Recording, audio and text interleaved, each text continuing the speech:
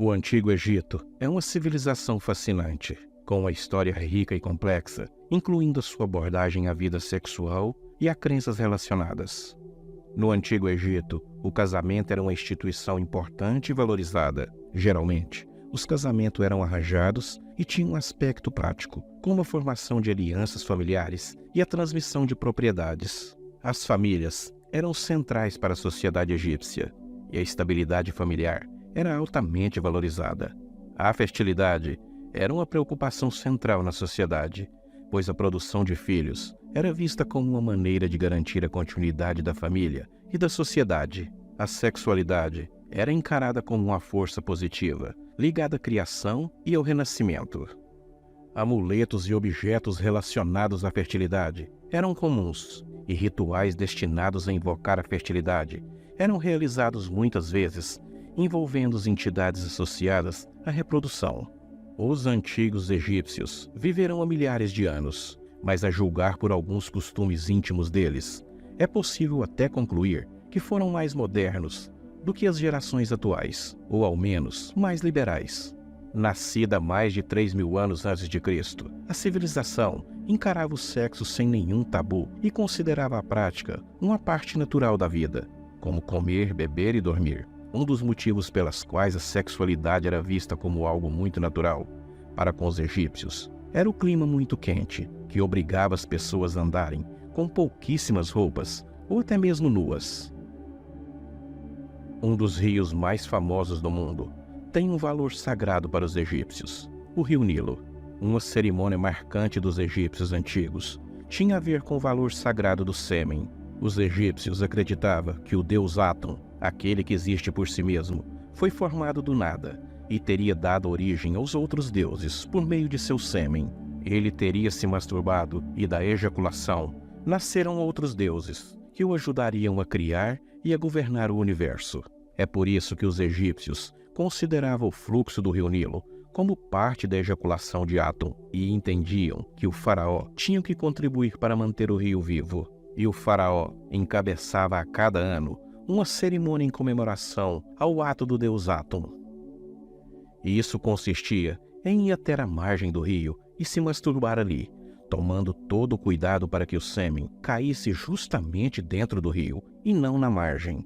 O deus Min era o principal deus masculino da fertilidade e, por excelência, associado ao sexo no Antigo Egito. Ele tinha um falo permanentemente ereto e usava um cocar de penas. Homens que sofriam de impotência faziam oferenda de estatuetas fálicas a essa divindade. Ele foi associado à alface, pois a alface egípcia emitia uma seiva leitosa branca, semelhante ao sêmen. Min aparece com destaque no santuário interno, em Luxor.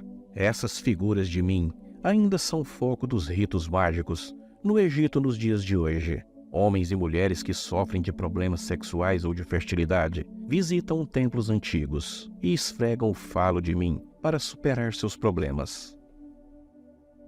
A homossexualidade no Egito.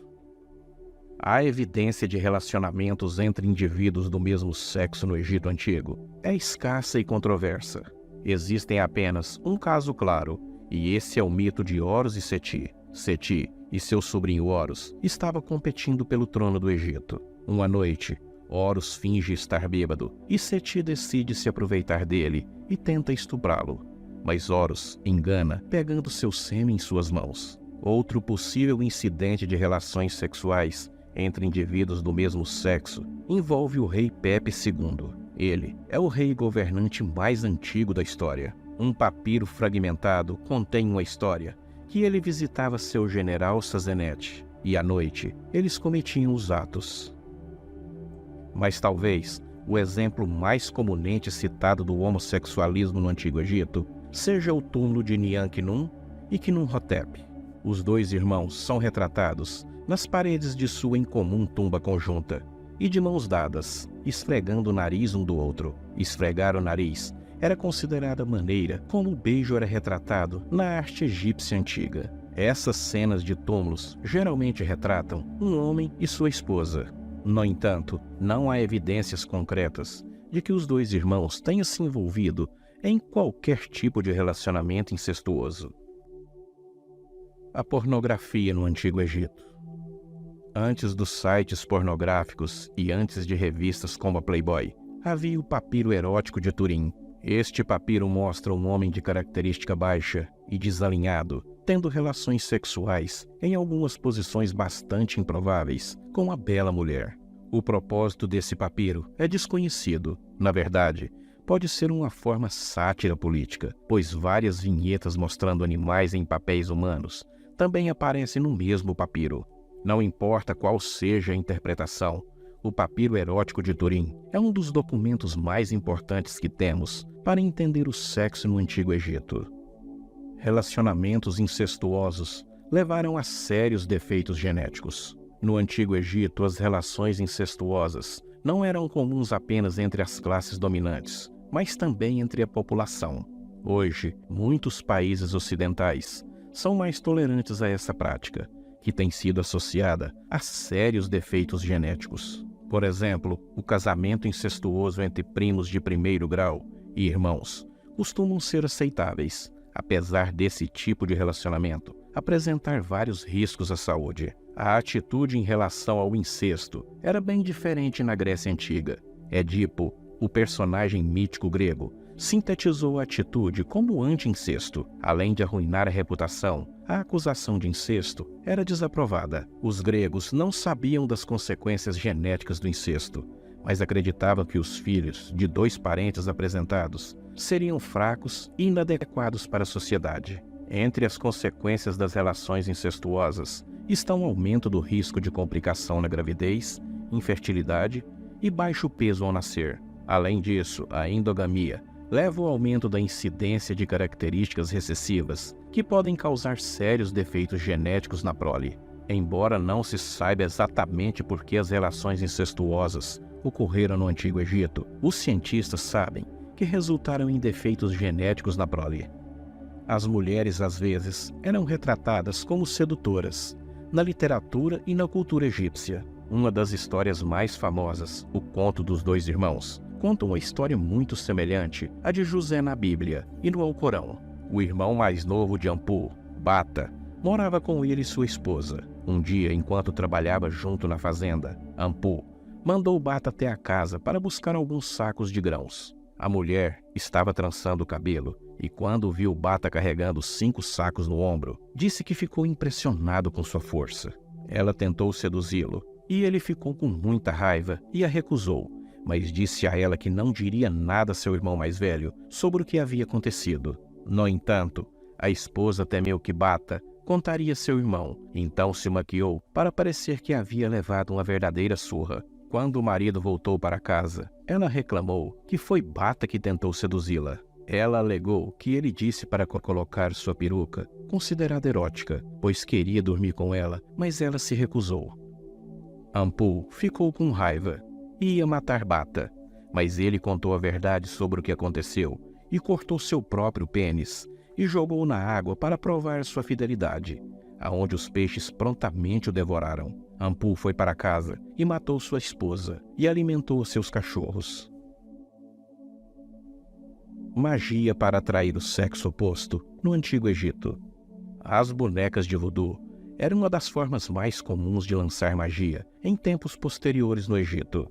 Em um caso, um homem pediu a um egípcio que fizesse para ele uma boneca de voodoo, de uma mulher que ele não queria que nenhum outro homem a possuísse. A estatueta foi perfurada com pregos de bronze e acompanhada por uma placa de chumbo, escrito o nome da pessoa. O feitiço desejava que ela não pudesse comer, beber ou estar com nenhum outro homem além dele. O texto convocou um demônio para puxá-la pelos cabelos e intestinos, até que ela viesse até ele. Essa prática parecia ser comum no Antigo Egito. Como as mulheres eram tratadas? Havia alguma igualdade entre os sexos, como evidências de mulheres ocupando até cargos mais altos do que os homens. Sendo o melhor exemplo é Hatshepsut, a mulher que se tornou rei ou faraó e governou todo o Egito. Conhecemos tesoureiras e oficiais do sexo feminino, até mesmo um vizir, a posição mais alta sob o rei. Escreve Mertes, uma mulher tinha o fascinante título de supervisora dos médicos. Essas mulheres eram médicas. Elas eram médicas praticantes Ninguém sabe ao certo. A raridade de tais títulos indicava que eram exceções à regra e bastante incomum no Antigo Egito. As vidas sexuais dos faraós. Os faraós, frequentemente, se casavam com mulheres de famílias nobres ou reais para fortalecer alianças políticas e dinásticas. Esses casamentos eram muitas vezes arranjados e visavam garantir a sucessão ao trono. Algumas esposas reais exerciam um alto grau de influência e poder, enquanto outras tinham papéis mais discretos. A poligamia era uma prática aceita entre as elites egípcias, incluindo os faraós. Eles poderiam ter várias esposas e concubinas, muitas vezes das quais eram provenientes de diferentes partes do reino ou até mesmo de reinos vizinhos. E muitas vezes isso estava ligado a considerações políticas e de alianças. A religião desempenhava um papel significativo na vida dos faraós e da sociedade egípcia em geral. Alguns rituais religiosos envolviam símbolos fálicos e de fertilidade, o que sugere que a sexualidade era considerada parte natural da vida e da espiritualidade. Os faraós também eram muitas vezes vistos como um elo entre os deuses e os seres humanos, o que poderia ter implicações simbólicas em relação à sexualidade. No Antigo Egito, a vida após a morte tinha uma importância significativa. A crença na ressurreição e no renascimento estava ligado à ideia de continuidade, e muitos rituais e práticas funerárias refletiam essas crenças. A sexualidade também era associada à regeneração e à vida após a morte, o que pode ser visto nas inscrições e nos artefatos funerários. Em resumo, a vida sexual no Egito estava ligado às crenças religiosas, à fertilidade e à continuidade da família e da sociedade. Embora as evidências sejam limitadas e sujeitas a interpretações, é claro que os egípcios antigos atribuíam grande valor à sexualidade como parte integrante da vida humana e do ciclo de relacionamento.